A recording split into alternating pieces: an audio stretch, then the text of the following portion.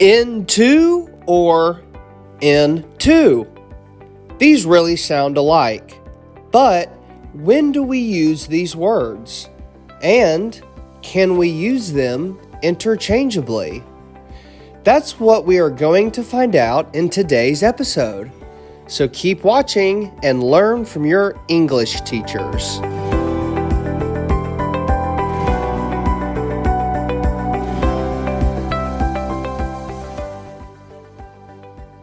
A common error is to confuse into, without a space, spelled as one word, with the words in, to.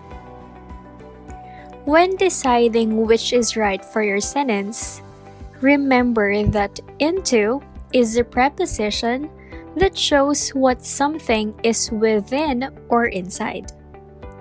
As separate words, in and to sometimes simply wind up next to each other. A preposition is a word that shows a relationship, usually in terms of space or time between words in a clause or phrase. Put simply, a preposition is a positioning word.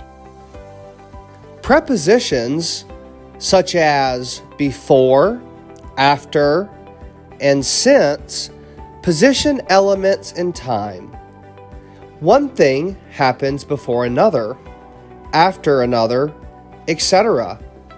Some prepositions that have position elements in space are the words over, under, around, through, on, off, in, and, well, of course, into, spelled I-N-T-O with no spaces.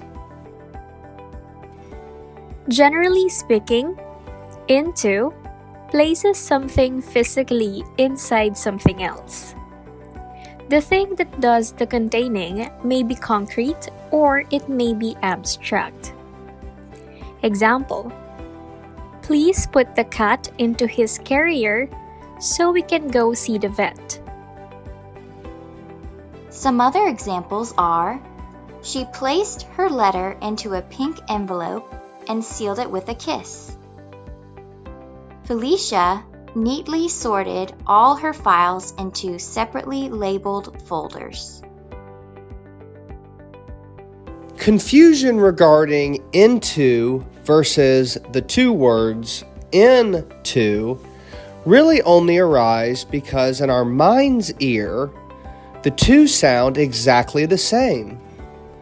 But the decision about which one to use is usually a simple one to make. Does something wind up within something else by the end of your sentence, whether it be within something concrete, like a box, or something abstract, like a time frame? If the answer is yes, you need to write into, with no spaces, as your word. The only time when into does not involve a sense of within is when some kind of change or transformation has taken place. Examples: the caterpillar changed into a butterfly and left its cocoon behind. Cinderella's coach turned into a pumpkin at midnight.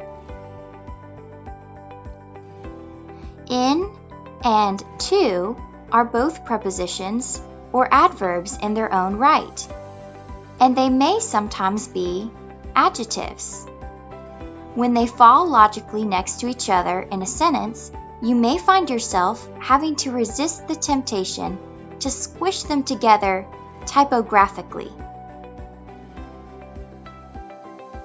One pitfall appears when you use in as part of a phrasal verb. Many verbs join forces with in to form a completely new meaning. For example, to drop and to drop in are radically different actions. When an in, like in, that is part of a phrasal verb, falls next to a to, like to, accidents happen. Like in the sentence, I dropped in to say hello. This sentence is actually incorrect. It should be, I dropped in to say hello. Is hello a place you can drop into and land inside of? No, it isn't. So in and to should be written as two words.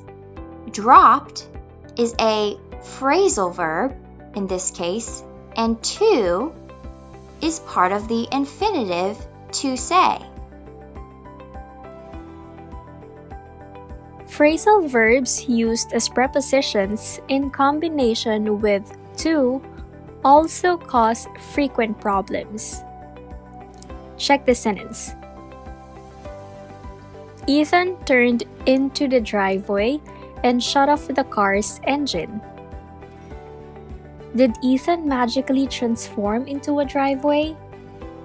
And in the throes of his flatness, turn off his car's engine? He didn't. He simply maneuvered his car into the driveway. So the correct sentence is, Ethan turned into the driveway.